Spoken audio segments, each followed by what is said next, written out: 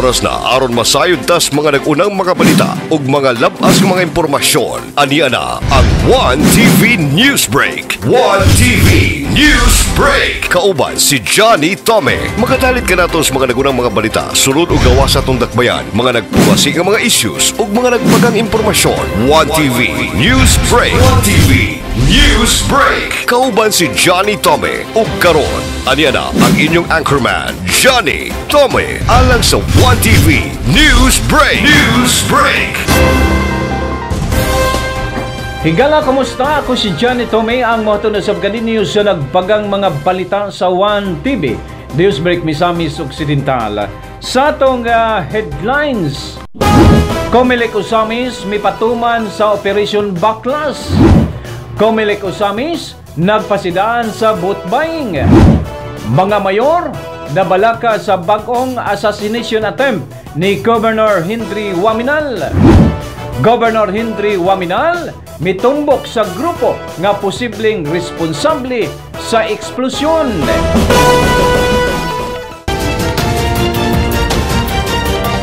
One TV News Break. O karon sa detalye sa nagbagang mga balita sa 1TV News Break Misamis Occidental. Comelec Osamis mipatuman sa Operation Baklas. Gipatuman usab sa Commission on Elections Osamis ang pagpagbaklas sa mga election materials nga wala gipangbutang sa designate nga mga common poster area. Nagkanayon si Osamis City Comelec Election Officer Attorney Rosalind Smith nga sumala sa balaod nga gipatuman sa Comelec bawal pangbutangan og mga election material ang mga kahoy. Ang mga lugar og mga edipisyo nga gitugot sa ahensya mao lang ang mga pasilidad sa barangay sama sa mga barangay hall, covered court og mga purok outpost. Ang mga pribadong residensya og mga pribadong luna gitugot sa Comelec apan depende usab kini sa tagbalay og tag-iya sa lote. Sa obserbasyon ni Attorney Rosalind Smith nga dinhi sa may sentro nakasunod gayod ang tanang kandidato sa balaod apan ilang subayon ang mga rural barangay kung nakasunod ba gayod gihapon ang mga kandidato didto. Ang operasyon Baklas sa Comelec sa Dakbayan sa Osamis kauban ini ang puwersa sa City PNP, Philippine Army, City Engineers Office, ang DNR o local media. Then ang grupo miadto sa Barangay San Antonio og walay nakita nga mga illegal nga gipang post sa mga kandidato og milahos ang grupo ngadto sa Dunya Consuelo. Adunay nakita nga mga gipang hangir nga mga poster sa kandidato sa mga kahoy. Mao nga gitangtang kini sa maong grupo. Og milahos na usab ang grupo ngadto sa Barangay San Roque og nakita didto nga walay mga illegal nga mga poster nga gipang butang. Og ang grupo milahos na usab ngadto sa Barangay Tinago. Dunay portion nga mga kandidato nagbutang sa ilang poster sa poste. Og wala nay nakita nga laing mga illegal nga gipangbutang sa mga kandidato. Og milahos na usab ang grupo ngadto sa Barangay Carmen Annex. Og dunay mga poster nga gihangir sa may kahoy. Og mao nga gitangtang kini sa grupo og ilang gilimpyuhan ang lugar. Karong adlaw naka-schedule ka para sa ato ang tawag Operation Baklas. Diin ang katong mga target nato nga katong mga poster nga diin na ginabutang sa mga lugar diin dili nato gitawag og common poster area ato kini siya nga pagkakuhaon kay kuan siya kabayot siya sa mga rules nato sa Comelec. Tanang yung mga sakit unok barangay at ni paningkamutan nato nga ato masuroy ang tibuok kabarangayan din sa Osamis City, 51 barangays no to cover. So this is a whole day activity. Inubanan sa ato ang mga kapulisan, sa ato ang fire department, sa ato upload nga mga kauban nato sa City Engineers Office ug uban pa nga mga niduyog usab sa niani nga activity karong adlaw. Tanan attorney pati sa mga kahoy, mga nagkog.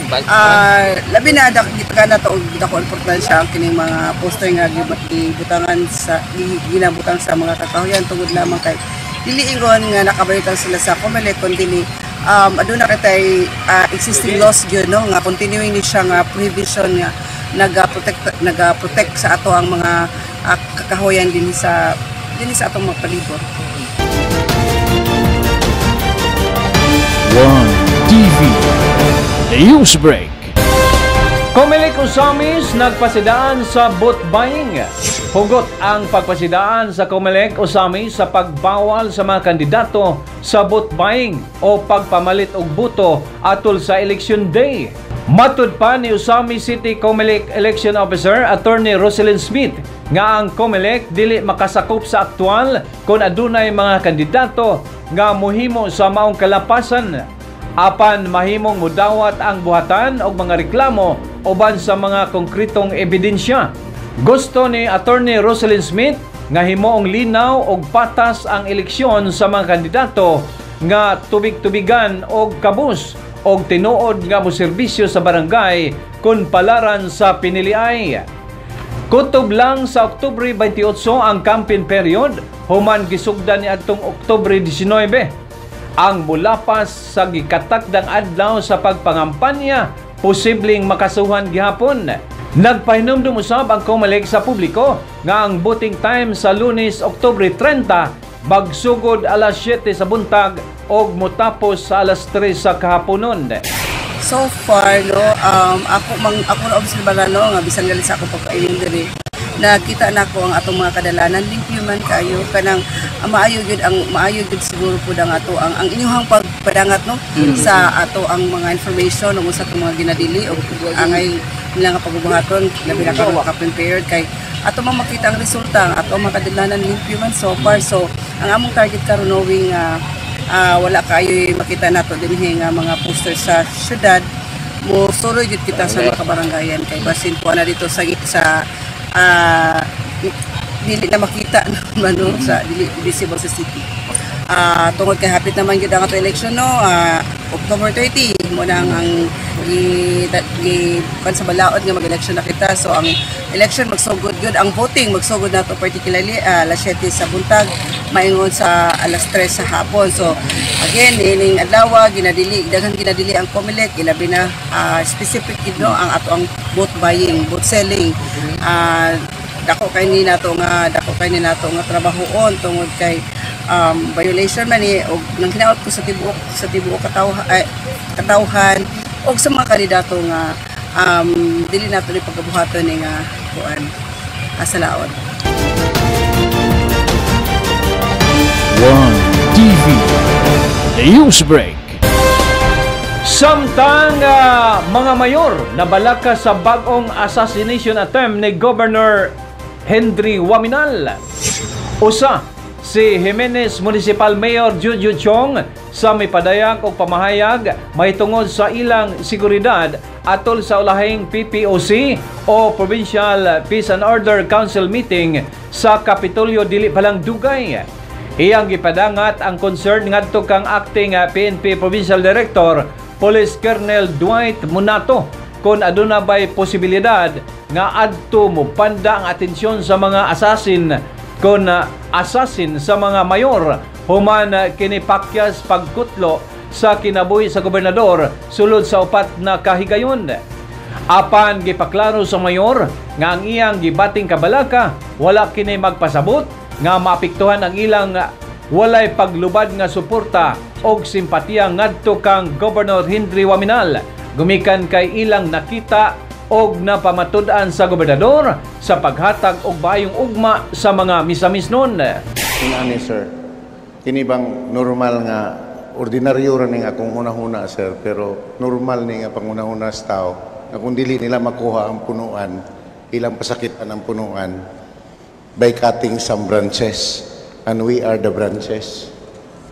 So unsa may sugyot ni mong protocol sir para sa amoa nga mga branches sa atong gobernador who are fully supporting the administration. Tubag ni Acting PNP Provincial Director Police Colonel Dwight Bonato nga ilang gikonsiderar ang tanang posibleng mahitabo. Gumikan kay posibleng sakyan sa mga kaatbang sa politika ang hitabo. Apan sa kasenatian sa direktor, isip nangalagad sa ahensya sa pila na kadekada sagad sa ingon ini nga insidente, ang gobernador gayud ang tirada. Hinoon gipasalig sa Acting PNP Provincial Director nga dili mabalaka ang mga mayor o uban pang grupo nga nagsuporta sa Asinso Administration.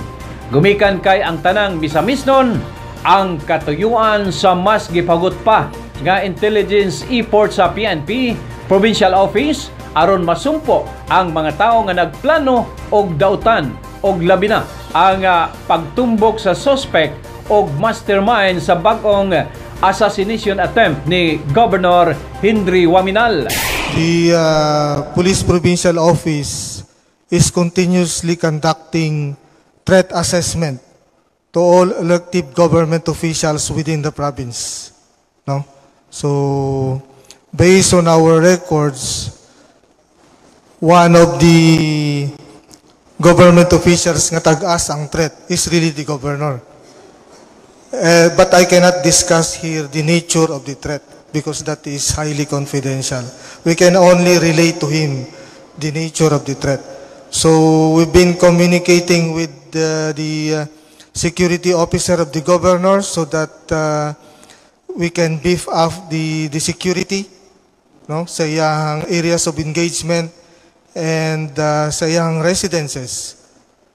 So very risky ang positions ni governor, but the only way to mitigate the risk is maximum security coverage. So one intervention gihatag sa MUA by our regional director is really to capacitate the intelligence capability of the provincial office by designating highly qualified intelligence officers diri sa atong probinsya. So as I've said, based on our records, sa mga mayors, I have not seen a high risk threat assessment as of now. Only the governor. One TV News Break. Governor Henry Waminal mitumbok sa grupo nga posibleng responsable sa eksplosyon. Apil na sa investigasyon sa kapulisan ang grupo o mga individual nga posibleng adunay kalabutan sa nahitabong pagbusikad sa gituhang IED o Improvised Explosive Device niadtong tungang gabi sa Oktubre 15 dol sa Clarin Suman Center. Usa-usa nga gipakita ni Governor Henry Waminal atol sa 4th Quarter Provincial Peace and Order Council meeting sa Kapitolyo baguhay lang ang mga mensahe nga gipang-post sa dummy account o ang FB account mismo ni ex-Governor Philip Tan nga daw kadudahan ang unod sa mensahe o daw sumpingay nga dunay umaabot nga mahitabo. Nagkanayon ang gobernador nga unang na-post sa FB account ni ex-Governor Philip Tan Oktubre 9. Oktubre 11 ang condolence video message sa nailang kanhi spokesperson sa Kuratong Baliling og nilit Mayor Aldong Parhuinog. Oktubre 12 ang laing posted message sa Damak Orange, the original. Oktubre 15, 2 ka oras sa wala pa mahitabo ang pagbusikad ang laing message ni ex-Governor Philip Tan og Oktubre 16 human sa insidente ang ambush me issue. As early as October 9 at 9:36 in the evening,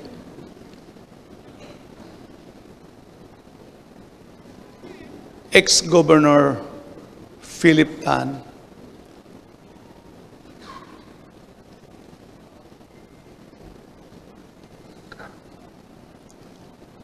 posted in his Facebook ang spokesman way back sa Kuratong Baliling, the spokesman of the drug lords way back the time of the late Mayor Paruhinog, the spokesman of ex-Governor Philip Tan and his team in the last election, went live og muni ang iyang pagtimbaya sa atong birthday celebration. Pizza on Seymour na nag-birthday ron nga demonyo ha. Condolence ha. Condolence Misamis Occidental. Dili congratulations. Padayag na siya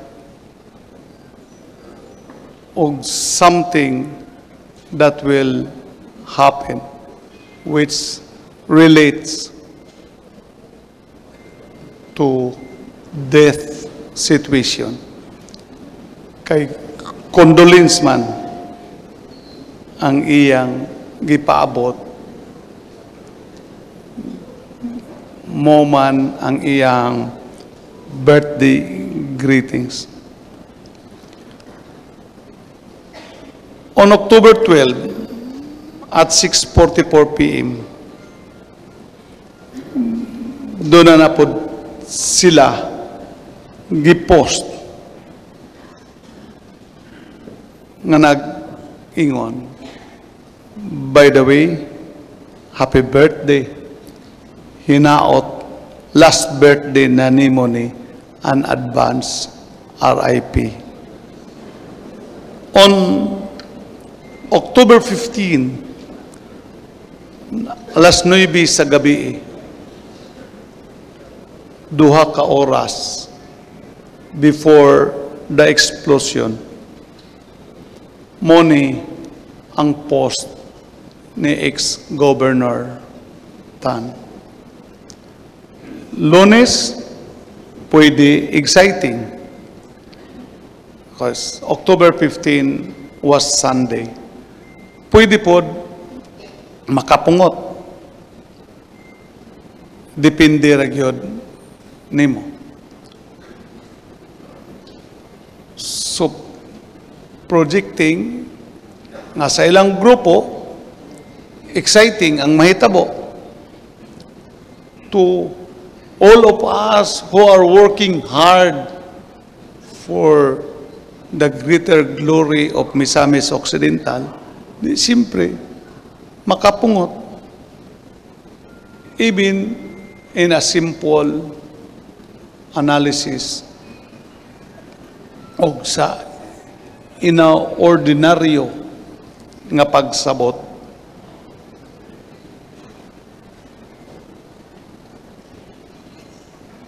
Naaslay knowledge sa posible nga nahitabo. Ang tuno sa ilang mga mensahe. Ilan na pong gipagawas nga ambush me to, so ambush me to gun wrong. Matod pa nila, wala kuno'y lami ang script. Sila mo'y knowledge sa nahitabo. Prior nahitabo. So, posible nga kauban sila nagplano. Wala magmalampuso ng ilang plano. Ipagawas na po nga kita mo'y nagplano.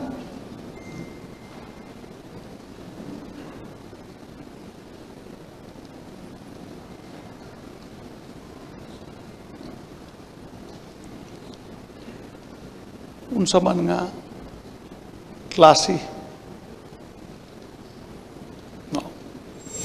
Emosyonal kayo ang gobernador nga mipadangat sa iyang mensahe atol sa PPOC meeting og dako ang iyang pagtuo nga ang pag-iway sa posibleng kadautan gipataliwad-an kini sa kahitasan nga gitawag sa gobernador nga usa ka dakong milagro.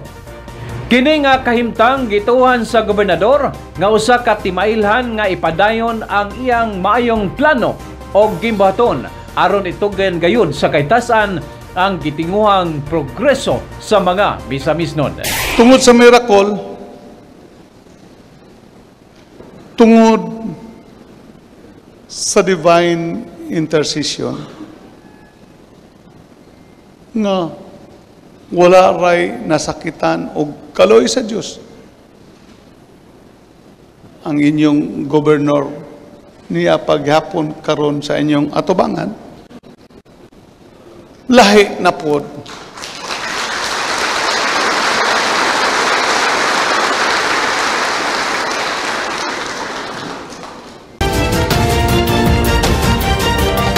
One TV Newsbreak. Mao kadto ang hanay sa nagbagang mga balita sa One TV Newsbreak Misamis Occidental. Akong mga pagpasalamat sa tanang mga televiewers o mga sponsors nga kanunay nagpaluyo sa One TV News Channel. Mga pagpasalamat sa itong mga sponsors sama nining musunod: Gloria Bazaar Osamis, Rizal o Bernard Brands, and Gloria Bazaar Orqueta Brands. Bryant Milling and Marketing, kompleto sa mga hagpis, poultry products o veterinary products sa mas ubos nga presyo. Star Mineral Wax Candle. Star Mineral Wax Candle, ang kantila nga mulungtad ug dugay. Goshen Home Care Furnishings Incorporated. Anaanimutan sa Animas Street, Barangay Aguada, Osamis City. Osamis City People's Multipurpose Cooperative Incorporated, luyo sa Public Mall, Purok 1, San Roque, Osamis City. Pakikita ilang si Madam Yuli Prosianos. Park and Go Big Shop, Osamis Brands, mapalit ang pinakalamiang mga pan, cakes o uban pa. Diya lang sa Park and Go Big Shop. Yolincon Jr. General Merchandise, Top Copy, and Imported Alhambra Sulira Line. GG Mall, ang sariling atin store in Osamis City. McDonald's Osamis, FYT Hardware Corporation, matawag sa telepono 521-0458 and 521-0246. Ilim Agricultural Supply, diya sa Laman, Osamis City, managed by Chumer Cafe. Tugo Travel, Tugo Express, Tugo Freight Cargo, Osamis, managed by Mr. Anichu. Bisitahin usap ang One Computer and Printing Services, Tarpaulin Printing, Documents Printing, T-shirt Printing, Photo Printing and Video Editing. Ana sa Rito, Corner Ledesma Street, Aguada, Osamis City. Pakikita ilang si Johnny Boy. Attorney Mars Tapayan, Majority Floor Leader sa City Council, Osamis. Board Member ni Misyo Imi Lahay-Lahay, Chairman sa Committee on Peace and Order sa Sangguniang Panlalawigan, Misamis Occidental. The most hard-working governor, Attorney Henry S. Waminal Sr., Province of Misamis Occidental. Congressman Andu Waminal, Representative 2nd District, Misamis Occidental. Attorney Henry Indy Waminal Jr., City Mayor of Osamis. Sa ngalan sa Tibok Pwersa sa One TV News Channel Misamis Occidental, kini ang inyong ubos nga alagad Johnny Tommy ang moingon. Kung matarong ang nangulo, magmalipayon ang mga tao. Apan kung dautan ang namunuan, magantos ang katawan. Daghang salamat, Misamis Occidental. Salamat sa Diyos. Balita ug mga labas ng mga impormasyon kauban si Johnny Tommy alang sa One TV Newsbreak. One TV Newsbreak. Hantud sa sunod higayon. Daghang salamat sa inyong paglantaw.